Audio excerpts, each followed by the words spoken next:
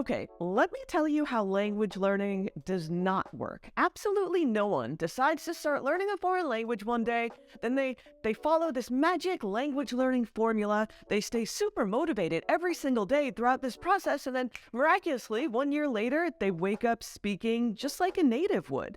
Language acquisition, it doesn't work that way for 99.9% of us. We have other interests, we have a job, we have family, we have hobbies, and just life. Our interest and our motivation fluctuates as time goes on, and that's completely normal. But when you're seriously trying to improve your language skills, a dip in language learning motivation can majorly hinder your progress. I've been there. And I guess the question is, what can you do to help yourself stay focused and interested? And that's exactly what we're going to talk about today in this video. All right, bonjour tout le monde. Welcome back to We in France. I'm Diane, and let's just jump right in. Now, first, learning a foreign language has been anything but a linear journey for me. You know that if you've been around here a while. And if you know the saying, 2 steps forward, 1 step back, that is absolutely how it's been for me. Especially the early years, they were not easy. And everything I list in this video, I felt that one time or another, even several of these things I'm going to talk about at the same time. And I want you to remember that if you're currently lacking motivation with your language learning, you definitely aren't alone. You haven't failed. You can get back on track. You're in control here.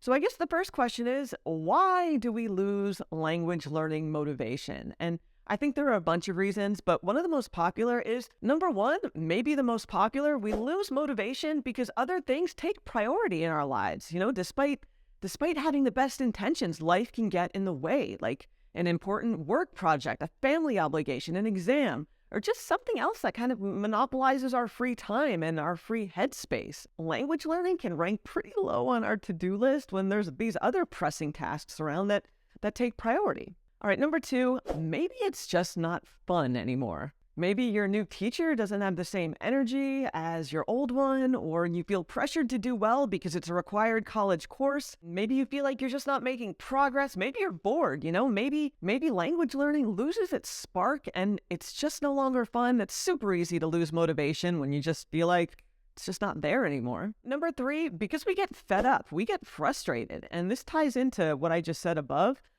For me, frustration and motivation, they're directly related, pretty much in all areas of my life. The more frustrated I become, the less motivated I am. And if I have a bunch of frustrating encounters in French, over the course of a week, it tanks my motivation. And the last thing I want to do is crack open a French book or a French TV program and study. So feeling frustrated, it can last for a few minutes, it can last for a few weeks or more, and that certainly plays into this. All right, number four, no support system. And this one's huge, and I feel like you're in this alone. If you have no one to hold you accountable except yourself, that can really backfire. So when you have nobody to encourage you or to push you or to study with you, it means you have no one to challenge you or to celebrate your wins with you or laugh with you either, and that's a problem. And if you're dealing with a lack of support in other areas of your life, let me jump right in with a quick sponsored segment here from BetterHelp. They're the world's largest therapy service, if you've never heard of them. They're 100% online. And with BetterHelp, you can access a network of over 30,000 licensed and experienced therapists who can help you with the whole wide range of issues. Personally speaking, I used their service for a while after several loved ones of mine passed away in a short period of time, including my mom and my beloved dog, Dagny, there on the wall. And I found that the support of a therapist during this difficult time in my life, it was extremely helpful in just working through everything, talking it out. So if you're struggling with things like grief, like I was, maybe anxiety, depression, relationship issues, or just life in general, absolutely check BetterHelp out. And to get you started, all you have to do is answer a few questions online about your needs, your preferences in therapy, and that way BetterHelp can match you with the right therapist from their network. From there, you can speak to your therapist however you feel comfortable. For me, it was over phone, but it could be via text as well, just chat or a video call. And you can message your therapist at any time, schedule those live sessions when it's convenient for your schedule. And for whatever reason, if your therapist isn't the right fit, you can absolutely switch to a new one at no additional charge at any time. And with BetterHelp, you get that same professionalism and the same quality you expect from in-office therapy, but with a therapist who's custom picked for you, with way more scheduling flexibility and at a more affordable price. Finally, check them out via my link below and get 10% off your first month. It's right there, betterhelp.com/weinfrance. And that's, again, BetterHelp, H-E-L-P. Now back to the video. All right, number 5, why you might not be motivated anymore to learn French. It just seems too hard and overwhelming, and you get knocked down every time you feel like you're making progress. Remember what I said in the intro? That whole 2 steps forward, 1 step back. Truth be told, French grammar, it's no joke. Pronunciation can be a real pain in the butt. Nothing feels easy sometimes, and if you stick with it, you are absolutely going to come up with aspects of the French language that majorly challenge you. That's a fact. All right, number 6, maybe you don't have a good reason to continue with your learning.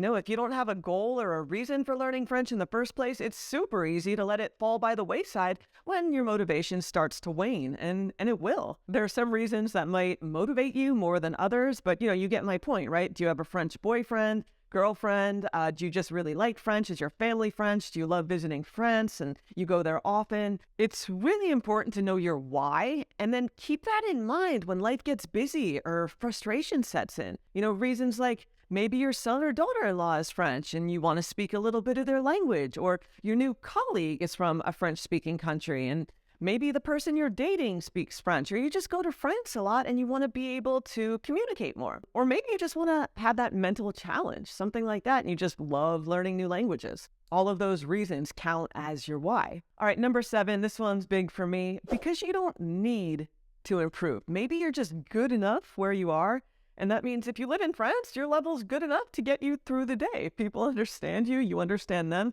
you're perfectly fluent, things are working just fine in your life, and if you don't live in France, well, you probably don't speak French that often, and it's not something you desperately need in your life when it's just for fun. I feel like this one is the most dangerous.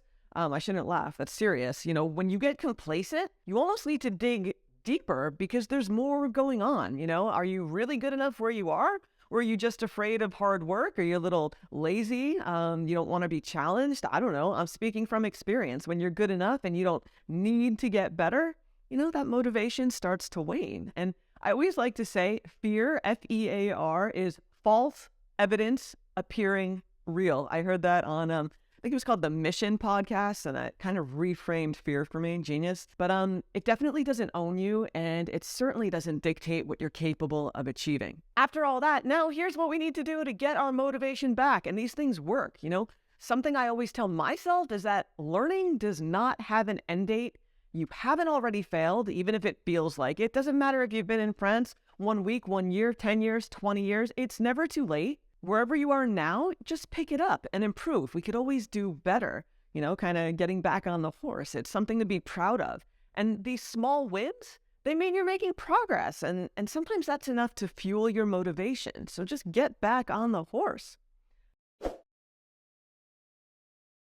All right, so next, try something new. Things like a new speaking partner, a new class, a new book, a new newspaper, podcast. Whatever is fun for you, just try something new and put that spark back in your learning routine.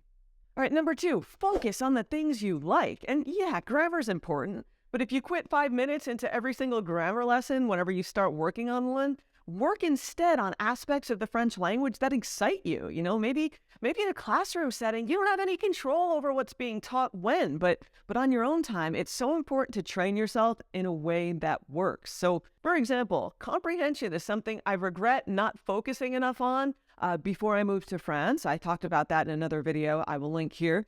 I wish that I watched more TV series and listened to more podcasts to help me understand French in real time with actual people. Instead, I focused on stupid stuff that really didn't count for much once I was actually here. So from real estate shows to, dramas and movies, there's really no shortage of great programming. Hello, Netflix. That'll give your comprehension a boost. Really, if grammar or some other aspect of learning a foreign language is making you want to quit altogether, then quit grammar, at least for a while anyway. If you can't bear studying the subjonctif, for example, or any of the 20,000 grammar rules in French, forget them all. Put your time and energy into something else. Maybe reading, listening, writing, listen to music, change the language on your phone, and study words that you interact with on your phone every day.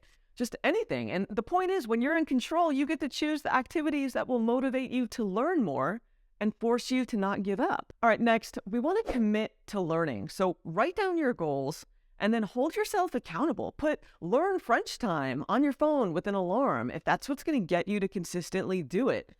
Even if it's just 10 minutes per day on your morning commute, or heck, I don't know, while you're on the toilet, whatever it is, download an app, read an article in French, review new vocab while warming up on equipment at the gym, put on a French podcast when you're cleaning or cooking. Just make yourself do it. That's the point. Make yourself do it in a way that's going to work for you. And nothing's too silly or small to count. If you like shopping, head over to Sephora France, browse the listings in French, do it in a way that's going to work for you, and you'll definitely learn vocab that way. All right, next, take a break.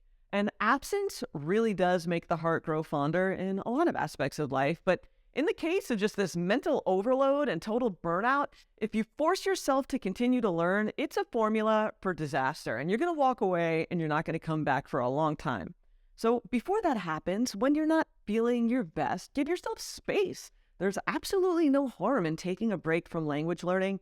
And as I said, there's no expiration date on that learning. The French language, it's going to be there for you when you come back to it, hopefully refreshed and ready to jump back in a few days or a week or two. All right, next, do something that's going to boost your confidence. Teach a friend at a lower level something new. You'll feel good about sharing what you do know. It'll give you a boost, Maybe even try an exercise at a lower level than where you currently are. So let's say your reading comprehension's a B1. Start off by maybe reading an A2 level text that you'll understand. Something else I love is get a notebook or a sheet of paper and make a brag book of all your little wins that you could list out. Do it on the back of a notebook or a sheet of scrap paper, or why not just go big?